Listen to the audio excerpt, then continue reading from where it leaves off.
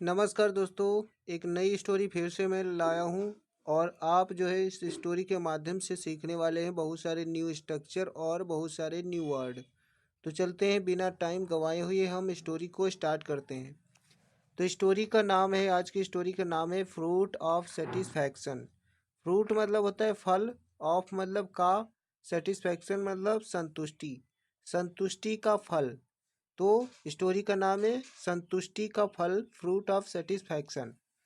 तो यहाँ से स्टोरी पढ़ते हैं। Once there was a famine in a country. Once मतलब एक बार, देयर डमी वर्ड जिसका यहाँ पर कोई मतलब नहीं है। देयर वाज था, अ फेमाइन मतलब अकाल, इन अ कंट्री एक देश में, एक देश में एक बार अकाल पड़ गया था। इसका मतलब है once there was a famine in a country का मतलब एक देश में एक बार अकाल पड़ गया। फेमाइन जो वर्ड है इसका मतलब होता है अकाल। अकाल मतलब भुखमरी, जहाँ पर कुछ खाने के लिए ना बचा हो, तो फेमाइन का मतलब अकाल होता है। तो एक बार एक देश में अकाल पड़ गया। पीपुल, पीपुल मतलब लोग, वहाँ के जो लोग थे, स्टार्टेड शुरू हो गए, डाइंग मतलब मरना, ऑफ हंगर भूख से, जो है वहाँ के लोग भूख से मरना शुरू हो गए, मतलब वहाँ के लोग भूख से मरने लगे। ये पास्ट इंडेफिनिट टेंस है। स्टार्टेड का मतलब होता है कोई काम शुरू हो जाना।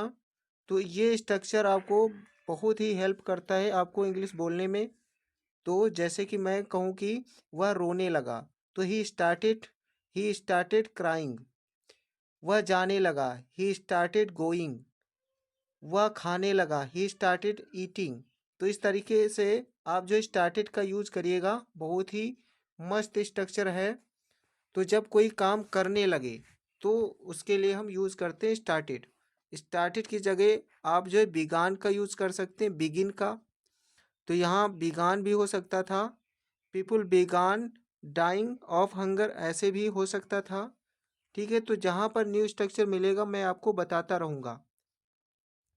आगे है, there was a rich and kind man in the city. There फिर से डमी सब्जेक्ट, इसका कोई मतलब नहीं है। देयर वाज था, अ रिच एक अमीर, एंड काइंड और दयालु, मैन मतलब आदमी, इन द सिटी मतलब शहर में। शहर में एक अमीर और दयालु आदमी रहा करता था। या हम कह सकते हैं कि जो है शहर में एक दयालु और अमीर आदमी था।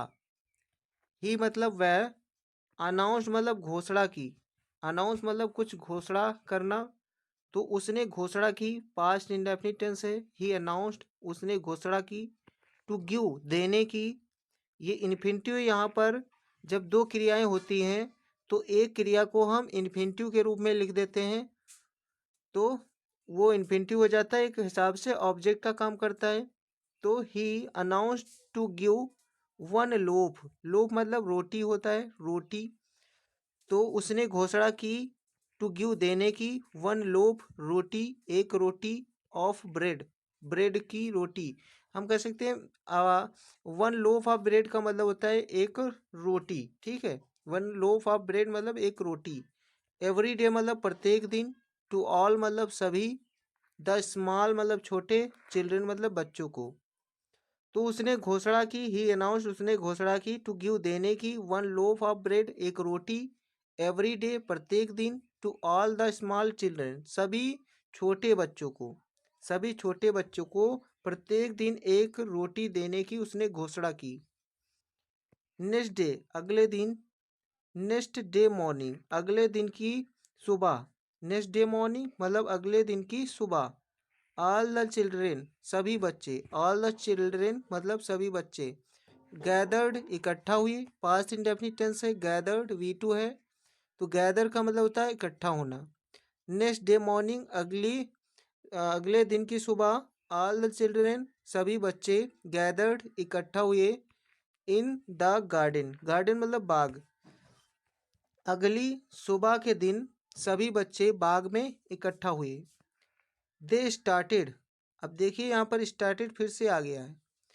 दे स्टार्टेड उन्होंने शुरू कर दिया, डिस्ट्रीब्यूटिंग बांटना, रोटीज मतलब रोटी को।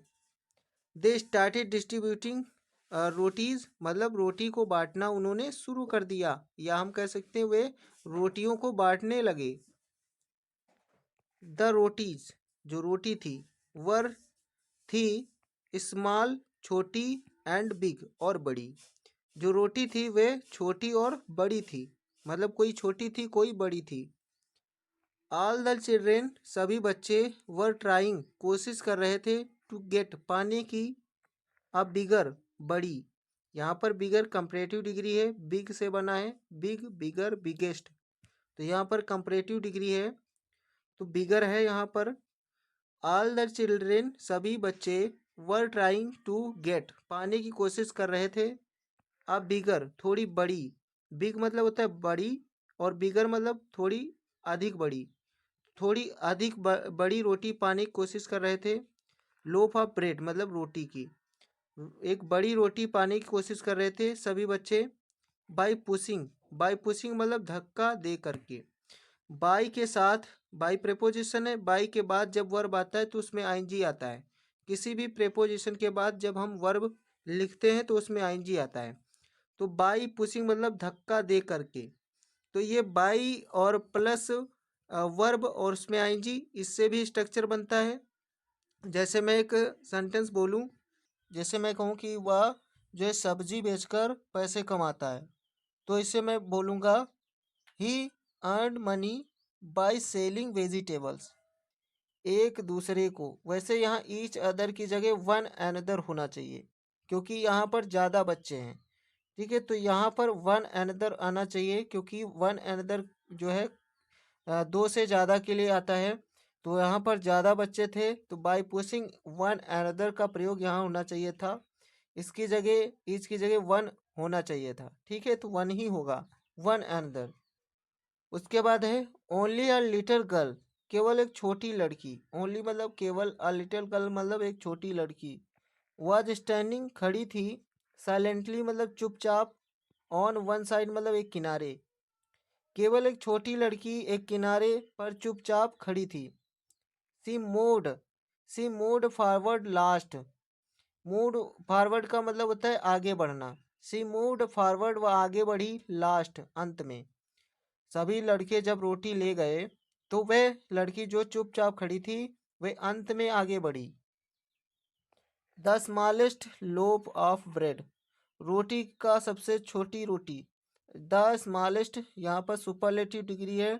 द स्मॉलेस्ट का मतलब है सबसे छोटी। लोफ ऑफ ब्रेड मतलब रोटी। सबसे छोटी रोटी वाज लेफ्ट बची थी इन द बास्केट, टोकरी में।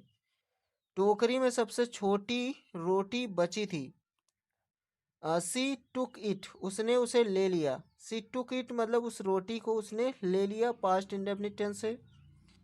हैप्पीली मतलब खुशी से, खुशी पूर्वक। यहाँ पर हैप्पीली क्या है, एडवर्ब है। एंड वेंट होम, और वह घर घर चली गई। वेंट होम मतलब घर चली गई, मतलब उसने रोटी को खुशी खुशी ले ले लिया और घर चली गई।